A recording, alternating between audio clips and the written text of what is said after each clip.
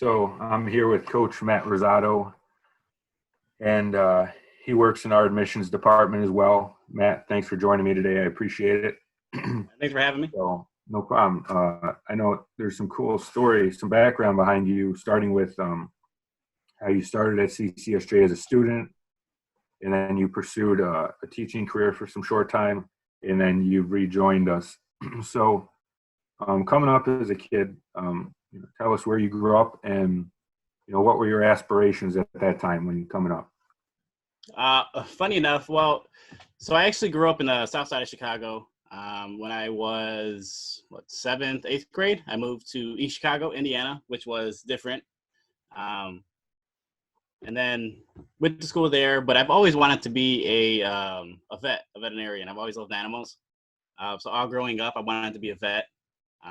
So that's obviously kind of changed. But as I went through high school, I always been into running. Never really formally like running 5Ks or anything when I was younger. That just kind of wasn't what you did from the south side of Chicago. And my parents weren't athletes by any means, so they weren't running any 5Ks either. So I joined this program when I was young called Junior Lifeguards. And in that, every morning you start with a mile run. And then you do like these various different events against the other like Chicago beaches because they all have these like programs. So from there, I've kind of like loved to run fast because one of the things that one of the events, it was called Beach Flags. It's essentially just a tube like probably about this long. And it just sticks in the sand, and then you just kind of run and see who can get it the fastest. So like my love of racing kind of grew from that. And then the mile run was always competitive for me because I've always just been kind of a competitive person. So like I wanted to be the first guy to be done with the mile and stuff. And my brother was always running with me, so I always wanted to beat him and everything because he's a year older than me. So we did everything together. We've been best friends since I can remember. So the drive of wanting to beat him all the time and just be faster than him. That's kind of how I started running. And then when I got to high school, obviously he got there before I did. He started running cross country and track, and presumably I followed because I just wanted to be better than him. So I'm gonna do everything he does and just do it better. That was kind of just my mindset at the time. And then when I started running track, not so much cross country, when I started running track, I just kind of fell in love with everything of it, the intricacies of it, the multiple events, the competitiveness, just being fast. And that from there, I was like, I really like this. And I really enjoyed my high school experience, and I really enjoyed my high school coaches. And I felt like they instilled a lot of things in me to help me grow as a person, to help me grow, mentally, physically, emotionally. And I kind of wanted to do those same things for somebody else. So my path went from being a vet, and when I left high school, I wanted to be a coach. But I felt like a lot of it was just, I wanted to help others. I wanted to help people. And animals are probably one of those vulnerable creatures on earth. So trying to give them a voice while they didn't, and help them when they were in the time of need was my drive. So I kind of just took that passion to athletics, and I felt like track was my way to give back to this world. I've never been really strong in academics. I wasn't going to be a doctor. I probably wouldn't have made it as a bit, to be honest. So that was, I felt like that was like something that was thrown in front of me to kind of change my course to help kids that might have been in my situation. I didn't grow up, with a golden spoon, silver spoon, or whatever. My family did everything they can to provide us with everything that we needed. My mom and my dad really stressed staying in school, staying active in sports once we got into them, so that we can have a chance in life and not kind of repeat the cycle of just leaving high school, getting a job, and then kind of figuring out for the rest of your life and having to struggle. That's one thing they didn't want for me or my brothers. So I kind of just stuck to that and honed in on that value. And I want to instill that in others because there's a lot of kids, even from the south side of Chicago and even from East Chicago, that don't have that structure. And I felt like I wanted to be that piece for them because I know where they were coming from and I kind of know the situations that they live in. So being able to provide them opportunities to better themselves in the running world and give them opportunities to get out, get an education, and make something of themselves was something that really drove me. So Matt, when you first came to CCSJ as a student, what brought you to the campus back at that time? Well, actually, I was so my brother had ran at CCSJ. So my brother was a pretty good 800 runner out of high school. He actually got a scholarship to run at Indiana State. So the coach at the Calumet College at the time was Don Reed, and my brother went to Indiana State, but his senior year he broke his back. So when he got down to Indiana State, he lost his scholarship, and he was a preferred walk-on. He kind of didn't like the role. Financially, it didn't fit. So he decided to leave Indiana State. And then as he's leaving Indiana State, he makes this post on Facebook about him leaving Indiana State. And then somebody that was at Calumet College at the time reached out to him and said, "Hey, come run for Calumet College." And he ended up doing that, and he ran cross for them under Coach Reed. And then at the time, I was a senior in high school, so Coach Reed was talking to me about coming to CCSJ, and I really liked him. He was a knowledgeable man. I felt would be a good coach. I thought he could get me to the next level, I should say, like make me run faster. So I really liked CCSJ at the time, but he ended up leaving CCSJ about mid-year. I think it was December, January-ish. And then Becky came in as an intern for the program, and I just didn't feel like it was a good fit for me at the time. So I went to St. Joseph's College in Rensselaer. Coach Moss was out there, gave me an opportunity to be a part of his team, which was awesome. I loved the experience I had there. It was a really eye-opening experience to me because I got to run and be teammates with people that I never thought I'd be able to run. I've run with, never thought I'd be able to compete with, never thought I'd make friends with. Some really good runners over there. Coach Masos is a really good dude. He's a real straightforward guy. He's no nonsense type of dude, which I admired at the time because that's kind of what I needed out of high school. So I went there, and then I was there for a year, decided to transfer for financial reasons. St. Joe was expensive. So after transferring there, I sat out a year. And then I went to Northwest Missouri State, and I tried to walk on there and ended up making the team, and everything was going good. And then some stuff in my family happened, so I had to come back. And at the time, there was a lot of coaching changes at CCSJ. So the year I took off, I met Kevin Patterson. He was the head coach at the time when I was coming back. So I told him, I was honest with him, and I visited campus, and I visited with some of the guys, and some of the guys on the team were, some of the guys that I knew from high school, like Greg McLeod from Hammond High. He was a good hurdler from over there. Dan Medina, he was a senior at the time. He still holds he used to hold our 110 record in the hurdles. They were good guys. I really liked them. I liked Coach Patterson a lot. I felt like he was trying to make a lot of positive change to the program because he actually was an alum of the program. So, but we talked about it, and I told him I wanted to get away. I kind of just wanted to be out of the house. I was soul searching still for myself, my fit, what it is that I wanted, who I was as a person. I felt like I needed to be away from Indiana to do that. So that's why I went to Missouri. So I came back, and when I came back, I got in touch with him because he told me, "Hey, if anything ever happens, just contact me, just let me know." So when I came back, I contacted him and looked for an opportunity to be a part of CCSJ. And then I went through the whole admissions process and all that and stuff. And then actually came to CCSJ. And that was how I ended up here. So I actually told CCSJ no twice. So, and then I ended up being here. And it was probably the best decision of my life because it was what I needed at the time. And I honestly credit Calumet College to really saving my life because if I wouldn't have been able to be here and be part of what was going on, I don't know what I would be doing, to be honest.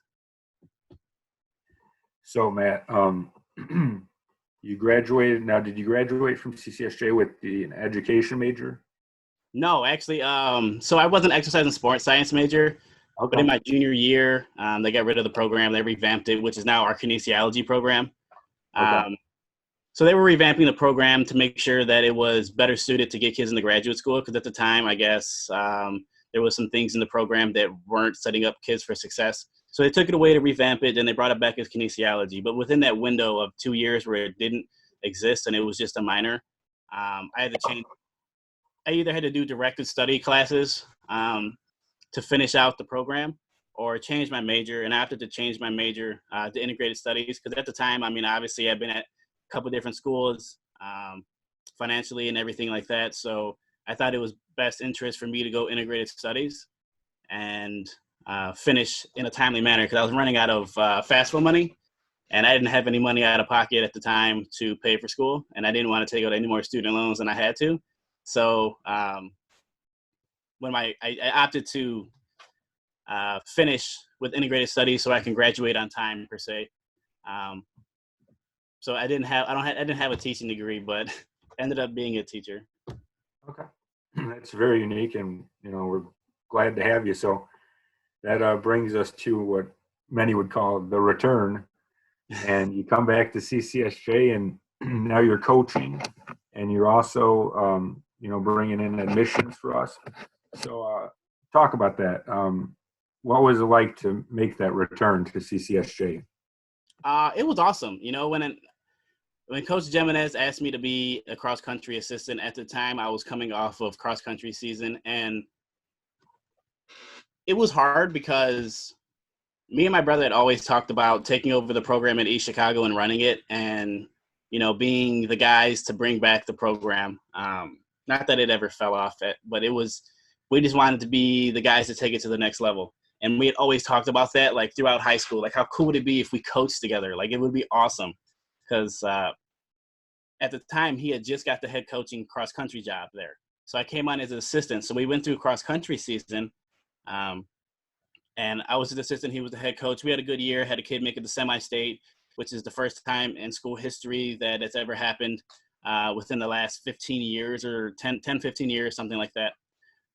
So it was like I was riding this high horse. We were having a great year. Track was going to be great. I was already having conversations with some of the hurdlers and sprinters about, how great things are going to be, talking to the track coaches, like this is going to be a great year. I feel it. We got the kids, we got the coaching staff. We're really going to do some things out here. And then Double J, I went to a meet at Olivet. I think it was, I don't want to say it was their conference meet. No, it wasn't. It was a Olivet invite. And Double J asked me, hey, you already know so much about CCSJ from being a student. You already know a lot of different things, like recruiting was a big thing. So I came in as just a recruiter at first to help. Because I was coming in mid-track season, essentially. And then, collegiate coaching has always been a dream of mine. And I always told myself if I ever get the opportunity to go back to CCSJ, I would. So I jumped on it right away. It was hard leaving my brother because this is something that we had dreamed about for a long time. But so has college coaching for me. And then the opportunity to share what CCSJ meant for me to others that I felt like it would be a great fit for. It made me ecstatic to come back because I was able to share the passion that I had for the school and what it can do for others. So when I sat down, I talked to my brother about it. He's like, go ahead, do your thing, gave me his blessing. And that's when I decided to, accept everything. And then we kind of just been rolling ever since, kind of just been taking on more roles. So that summer I took over as the sprints coach. And then I was teaching at the time. So I taught for 2 years. And then my second year of teaching, I was kind of looking to get out of teaching because I wanted to take a heavier role into CCSJ. So an opportunity came up in admissions. And then I applied for it and I was like, there's no way I'm going to get it. Like when I was a student, I felt like I was kind of a knucklehead sometimes. Like I was very driven, I believe, and ambitious, maybe too ambitious sometimes. So I was like, there's no way, like, I'm gonna get hired. And it actually took a long time to get back. Like I applied and it was probably like 2 or 3 weeks before I got back. And then we interviewed again, which was super nervous because I knew everybody in the interviews. Like Johnny was the newest person, but I already knew him. I didn't know Andy for a while, just through athletics. And then in the second interview, I knew everybody. I knew, Sharon, Sally, Dion, and everybody from when I was a student. But it was super nervous to me because it was like, this is something that you've wanted for so long. And it is it's like you put yourself in this position and you work so hard to get into this position. and then you don't know like what it is they're thinking, and you don't know what it is like their vision of you is, or their thoughts of you is, just based off of past experiences. And I was like, man, I don't know. I was kind of unsure. So it was real. It was probably the most nerve wracking interview I've ever been on. And it probably should have just been more relaxed than anything. Um, but it's like when something's so big to you, it's like, it's scary that it can just be taken away. So I want to dive into the recruiting process for when you're looking at an athlete, and for the athletes that, maybe future wave or, are down the road and want to get into the college sports. When you're looking for a runner, what do you look for in that person on the track and off the track? So mostly I'm looking for, obviously we see numbers and things like that. The times will never change. And that's the easy portion of it. So the times will always catch attention. So that's obviously the first thing that we see, because if I see your name on a sheet and you're running, a fast time, I want to go look at you and know who you are. So I always go to meets first and kind of scope out the scene, if I could say. And I want to see how you interact with teammates. I want to see how you interact with coaches. I want to see how you interact with other runners. Because although we want to have a good team athletically, I'd rather have good people, because good people are going to be easier to coach. Good people are going to be those kids that leave your program and change the world. 9 times out of 10, they're going to be your better athletes for you. Like I said, more coachable.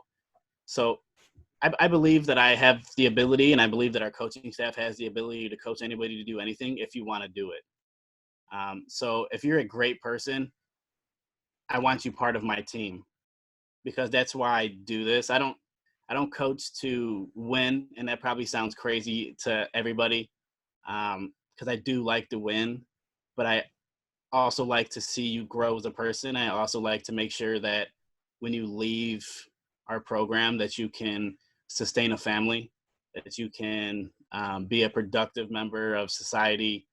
And that's going to be more important than any athlete or athletic ability that you have. But I'm looking for those things. And then we always look for diamonds in the rough. So kids that go to these smaller schools that may be undercoached, or the coach is understaffed, so he's stretched thin. We look for a lot of those diamond in the rough kids to kind of nurture into a prominent role in our program that compete. Because a lot of those kids, I feel like they have a lot of fire. So a lot of the urban kids and a lot of the small town kids, they always want to fit in and be part of the elite group, and sometimes they just don't get a chance to. And I feel like coming to Calumet College, you can jump into that role of, now you're competing with some of the best in the country, because our conference is stacked on the distance side and stacked. I mean, just on the running side. I mean, we have a really great conference in the NAIA, but I would probably say we're top 2 or 3 in the country as far as NAIA conferences go, as far as running. So cross country and track. Like, we have some really good teams and some really good runners. So being able to compete in just our conference alone is hard, and it's kind of an accomplishment in itself. But I mean, we're real unique in that way, to where it's not just about numbers and it's not just about training. It's more of a personal environment. And I think we're in a unique situation to where it's a little bigger than running for us at CCSJ and our staff. We really want the people more than the athlete, because we can train you if you want to be trained. Now, you talked about you had your time as a student at CCSJ. Now you're back as a member of the family in athletics and admissions. How do you see it different, and how has CCSJ changed from when you were a student and now you're an employee? Well, definitely when you're on the student side, you don't see a lot of background information. You don't see numbers. You don't see statistics. You don't see anything. And obviously, you're not pressured in any way to bring people in. You know, I've always liked to recruit people to CCSJ, because I always thought it was special, even as an athlete. So I would contact kids my own outside of the coaches and say, hey, coach, this kid's interested, like, here's his number, here's his information. So that's always been me. So it's always been like second nature to try to get kids to come here. when I was an athlete. But when I stepped into the recruiting role, nothing really changed because I always talked about CCSJ with passion, and that's one of the things that is different. You can't make that up. Uh, and it's one of the things I feel like has been successful for me is showing the passion for what I do, and then where I do it at. So that hasn't changed. I've always been genuine in that. I've never lied to a kid. I tell kids right out what we are, what we're looking for, and what your experience is going to be here if you allow it to be. Because a lot of kids come into college and they want these huge universities, 50 buildings on campus. They want to walk 15 miles from math to English class, things like that. And that's okay. Um, you know, some people want that stuff. Some people can survive in that environment, and some people yearn for that. You know, coming from small places or big places, they want to be in those situations. Um, if a kid tells me that, then yeah, okay, that's fine. But I really preach on some of the things that you're going to miss out there that you'll get at CCSJ. And I think that's kind of our golden goose of what you're going to get. So it's only changed in the fact that my role has changed, that now I have a title as an assistant coach. Now I have a title as the athletic liaison. And I have to do a little bit more paperwork than I ever did as a student. But for the most part, like I feel like Andy and Johnny and Coach Torres and Coach Jackie have given me the ability to just say, hey, there's no script. Just go out there and give these kids your heart, give them your passion for the place. And then in turn, it'll pay off. So I'm thankful for that. Like, they haven't really given me any guidelines or anything to follow. And kind of all the other admissions counselors are the same way. They do this from the heart.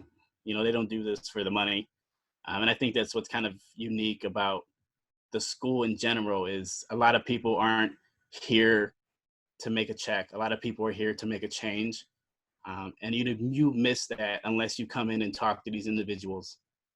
So, Lastly, man, and I think you kind of touched on it. Kind of talked about how some people find not winning or losing not being important to you.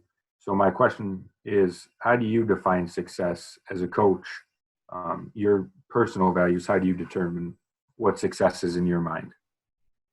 So track is one of those unique things too, where you can lose your race, but still run the best race of your life. So I always preach to the kids at the beginning of the year, look, we have some national qualifiers in the room. We don't have some national qualifiers in the room. We're not going to talk about it because everybody's success is so individualized in the sport that we do. Like I said, you can take dead last in every race you've ever ran, but PR every single meet. And that's a success. Like, you've gotten better every single time that you raced, every single time that you stepped onto the track, every single time that you're competing, you've gotten better. Those are successes. And then, like, when you see kids that come in with a 2.0 GPA and they make the dean's list, that's a success. And those are the successes that are going to last a lifetime. As opposed to any All-American medals. And I tell every kid and every recruit I talk to, I said, you can win as many national championships as you want. You can win all these All-Americans. You can do all this great stuff. And I'm going to celebrate it with you. Like, my athletes that tell you when you're doing great things, I'm just as ecstatic, probably more ecstatic than they are. Like, I'm super excited when my kids do good. But if you also don't get a degree, you'll never walk into a job with an All-American plaque or an All-American medal, and they're going to be like, yeah, we're going to hire you because you're a fast runner. No, they're going to be like, where's your degree, dude? When did you graduate school and all that stuff? That's what they want to know. They want to know who you are as a person. They want to know what you bring to their company. They don't want to know how fast you were in college or how fast you were in high school. Like, that's just reality. And, although I would love to coach an Olympian, it's just not going to happen at the moment. And I tell that to the kids, and that might be a harsh reality for them because a lot of them think they're running in the Olympics and all that stuff. So it's great to have great aspirations that way. I was like, but we always got to have an alternative plan. So how do we get, to that 6-figure job? How do we get to, that $250,000 home you want to own later in life? So mentoring them mentally to be prepared for the world. Those are the successes. The track is just the byproduct of how you're getting your school paid for, and then how much fun we're going to have. Because, I mean, we train hard, but it's also really fun to win. And it's also really fun to be better every time you run.